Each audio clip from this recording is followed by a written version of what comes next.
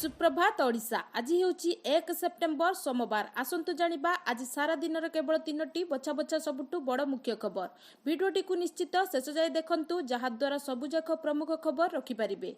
भिडियोटी भल लगिले like TA देबा सहित नुआ करी आज चैनल को आसीथिले चैनल टी सब्सक्राइब करी पाखरे आसुथिबा बेल आइकन को ऑल करने को भूलिबेनी। आजिर प्रथम खबर। आहुरी 3 दिन राज्य में प्रबल वर्षा 3 रे पुणी एक लघुचाप। राज्य में आहुरी 3 दिन वर्षा लगी रहिबो। किछि स्थान रे झिपिझिपि वर्षा सह बिजुली घड़घड़ी हेबार संभावना भी रही। आसंता 24 घंटे राज्यर 20 जिले में वर्षा हेबा नै आंचलिक पाणीपाग विज्ञान केन्द्र पक्षरु सतर्कता जारी करा जायछि।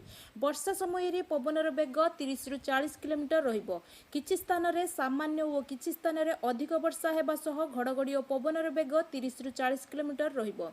मयूरभंज, केन्दुझर, रायगड़ा, कोरापुट और मालकानगिरी रे प्रबल वर्षा संभावना रही। एही सबु जिला गुड़िक 7 सेमी रु 11 सेमी वर्षा हेबार संभावना रही आंचलिक पाणीपाग विज्ञान केन्द्र पक्षरु पूर्वानुमान करा जायछि। आसंता सेप्टेम्बर 1 तारिख रे प्रबल वर्षा नै संपूर्ण ओडिशा को येलो वार्निंग जारी होईछि। मयूरभंज, केन्दुझर, सुंदरगढ़, गंजाम, गजपति और नवरंगपुर जिले में प्रबल वर्षा सह 30 रु 40 किलोमीटर बेगर पवन बहिबार संभावना रही। किछि जिले में मध्यम धरणर वर्षा हेले भी घड़घड़ी हेबार संभावना रही। सेप्टेम्बर 2 तारिख रे राज्यर समस्त जिले में वर्षा संभावना थिबारु येलो वार्निंग जारी करा जायछि। सुंदरगढ़, मयूरभंज, केन्दुझर, कोरापुट, गंजाम और मालकानगिरी रे प्रबल वर्षा हेबो। सेप्टेम्बर 3 तारिख रे आउ लघुचाप सृष्टि हेबार संभावना रही। प्रभाव रे नयागढ़, गंजाम, सुंदरगढ़ और नवरंगपुर रे प्रबल वर्षा हेबा नै विभाग आकलन करिछि। परवर्ती खबर। सेप्टेम्बर 1 रु बदलिबो अनेक नियम जहार सीधा सड़क प्रभाव साधारण लोकंक आर्थिक जीवन को प्रभावित करिवो। सेप्टेम्बर रे आधार कार्ड अपडेट, आईटीआर, यूपीएस एवं क्रेडिट कार्ड नियम रे परिवर्तन हेबाकु जाउछि। एहा सहित प्रति मास परि एलपीजी गैस रो मूल्य मध्य प्रभावित होई पारे। जेट ईंधन एवं सीएनजी, पीएनजी रो मूल्य रे परिवर्तन होई पारे। तेबे आसंतु जानिबा सेप्टेम्बर मासरु कोन परिवर्तन हेबाकु जाउछि।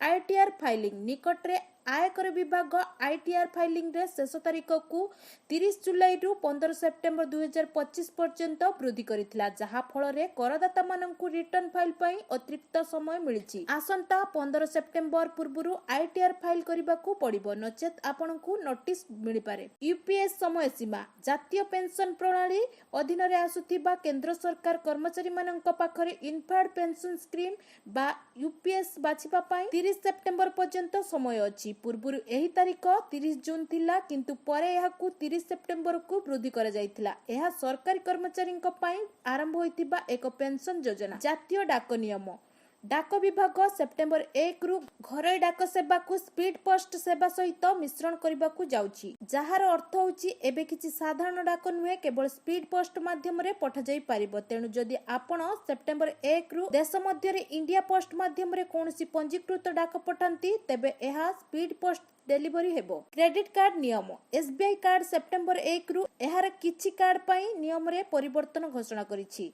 कंपनी एहार किछि कार्ड पई रिवार्ड पॉइंट कार्यक्रम रे संशोधित करिछि। एही संशोधन सहित एपरि कार्ड रहिथिबा ग्राहक माने डिजिटल गेमिंग एवं सरकारी वेबसाइट रे कारबार सहित जड़ित खर्च उपरे रिवार्ड पॉइंट अर्जन करि परिबे नाही। परवर्ती खबर। मुख्यमंत्री मोहन माझी बड़ घोषणा। काली स्वायत्त शासन दिवस अवसर में मुख्यमंत्री मोहन चरण माझी 7टी नुआ म्युनिसिपालिटी एवं 16टी नुआ एनएसी घोषणा करिसेंती।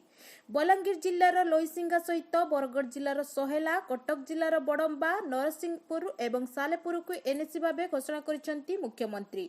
एहा सहित ढेंकानाल जिल्लार गंदिया, गंजाम जिल्लार जगन्नाथ प्रसाद एवं पात्रपुर, जाजपुर जिल्लार चंडीखोल, कलाहांडी जिल्लार नर्ला एवं जयपाटना खोर्धा जिल्लार टांगी, कोरापुट जिल्लार बरिगुंबा, मयूरभंज जिल्लार कप्तिपदा, जसीपुर और राजगोविंदपुर को नुआ एनएसी भाबे घोषणा करा जायछि। सेहिपरि वर्तमान एनएसी थिबा मयूरभंजर करंजिया को नुआ म्युनिसिपालिटी भाबे घोषणा करा जायछि। एहा सह बौद्ध जिल्लार बौद्ध, गंजाम जिल्लार सर्वाधिक भंजनगर, आस्का, छत्रपुर, कवि सूर्यनगर और पलेसरा को नुआ म्युनिसिपालिटी भाबे घोषणा करिसेंती मुख्यमंत्री मोहन चरण माझी।